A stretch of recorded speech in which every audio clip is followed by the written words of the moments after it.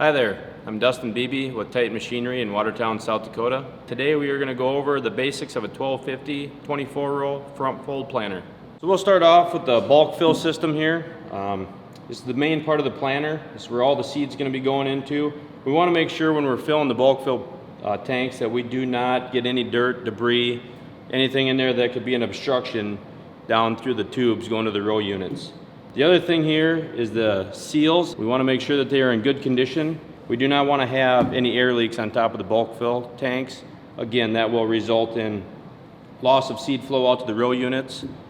So once we're done with looking at the bulk fill tank, we're going to come down here to our induction box. And this is where all the seed gets delivered to all the tubes, individual tubes to go out to each row unit. So our left tank here feeds the right-hand side of the planter. And that is from our bulk fill tube, which is forcing air in here, and when the seed falls down, we're delivering it out through our tubes going to the row units. One big thing to keep in mind here is we got to make sure this stays clean. We don't want any debris in here, any obstructions causing loss of flow to any row unit. So they do have two clean out doors here that you can take off and clean out, and we recommend that this is cleaned out between every seed change and every year before you put it away for storage. This needs to be cleaned out so we don't have any mold, old corn bridging up here causing any issues down the road. So if there is for some reason something blocking this manifold here, there is a shut-off valve here to shut the grain off from the bulk fill tank down to the manifold. We can close that off and we can open up these drains and clean this all out, and when we're ready to go back into service, open that valve back up, and that'll allow our grain to come back into the manifold. So once we got the seed down to the row unit, we can actually open this up here. And we want to start visually inspecting our lid to make sure that this outer ring inside of here is not unlevel. So we want to lay a straight edge across that and make sure it isn't warped at all. If it's warped, this cover needs to be replaced. That's making us lose vacuum to our seed disc, which in turn can give us skips and issues during planting season. Then we'll move into the inside of the actual meter box. We want to check our singulators, make sure that these are all free, moving, that they rotate good, and that there's no flat spots on them. Any flat spots or any of these that are froze up would knock the seeds off our seed disc, which in turn would give us skips and not the stands that we want in the field. The other thing is we want to check the bearing. If they're really sticky or rough or frozen, it could cause issues with the section control. Another thing to touch base on here is our brushes inside this meter. We want to make sure that they're good, they're not all rolled over, and we don't want them sticking out of the meter box too far, because that'll create too much drag also on the seed disc. So here we have the seed disc. These lines that they got cut in the seed disc, those are our wear bars.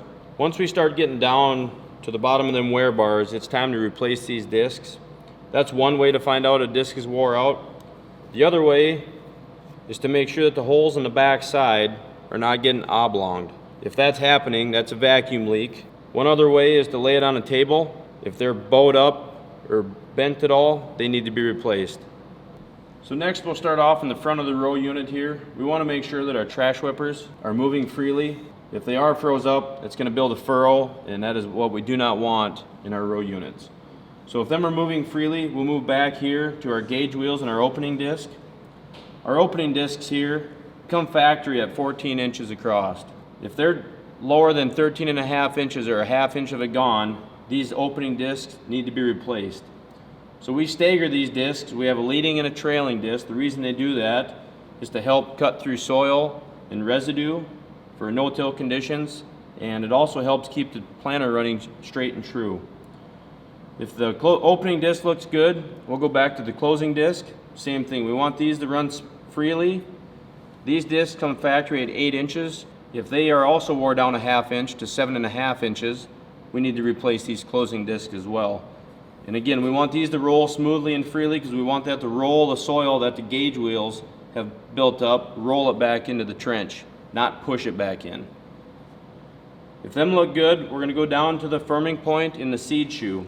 The firming point, they make a tool that you can slide onto your firming point, and if it's visible through this hole here, your firming points are still good. If it's not, it is time to replace the firming points.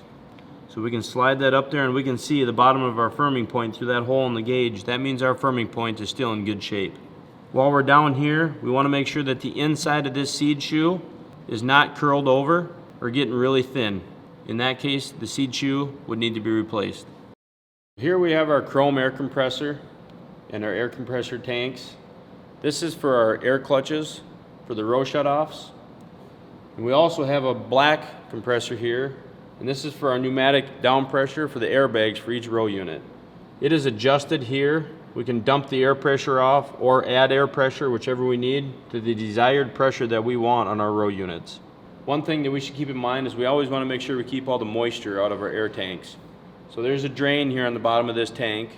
We want to make sure that we drain all the moisture off that every time we go out to plant, or definitely before we put it away for storage. Once the air leaves the compressor for the air clutches, it comes back to our modules on the side here. The air pressure comes out of there and goes down to our row clutches on each row. These row clutches need to be serviced every year. They need to have air tool oil put in the solenoid up top, just a few drops. And the bottom clutch itself needs to be disassembled and cleaned to get all the dirt and debris out of the spring inside.